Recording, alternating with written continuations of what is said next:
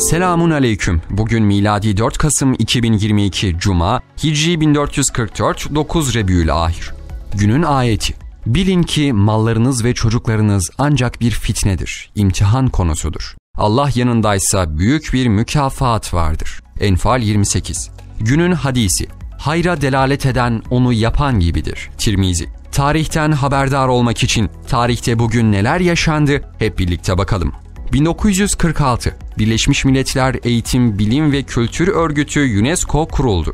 Bu kurumda Birleşmiş Milletler'in diğer kurumları gibi çifte standart uygulamakta ve kültür emperyalizmine hizmet etmektedir. Ayrıca UNESCO, İslam dünyasındaki toplumların değer yargılarına ve inançlarına bağlılığına hakaret eden, toplum içinde dışlanmış kişileri seçerek onlara ödül vermektedir. Bu şekilde de Müslüman toplumlardaki huzuru ve sükuneti bozmaktadır. 1950 İnsan Hakları Bildirisi'nde bulunan hakları topluca güvence altına almak için Avrupa Konseyi üyelerinin üzerinde anlaştıkları metin olan Avrupa İnsan Hakları Sözleşmesi imzalandı. Hak ihlalini ortadan kaldırmak ve insan hak ve özgürlüklerine yapılan saldırıları cezalandırmak maksadıyla bir mahkemede kurulmuş fakat hak ihlalleri engellenememiştir. Özellikle emperyalist ülkelerin diğer toplumlarda giriştikleri ihlallerin görmezden gelinmesi bu tür yapılar üzerindeki şaibeyi artırmaktadır.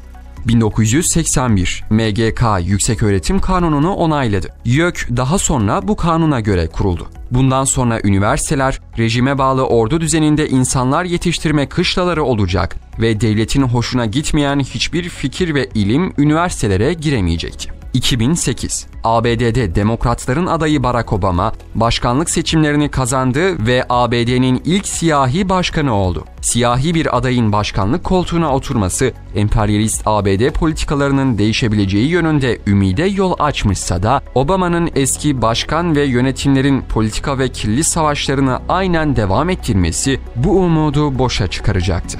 2015 Komünist Çin yönetiminin Doğu Türkistan ve Çin'deki Müslümanlara yönelik baskılarına bir yenisi daha eklendi. Çin'in kabul ettiği yeni yasaya göre kadınlara peçe giydirenlere ya da giymelerine engel olmayanlara 3 yıla kadar hapis cezası verilecekti.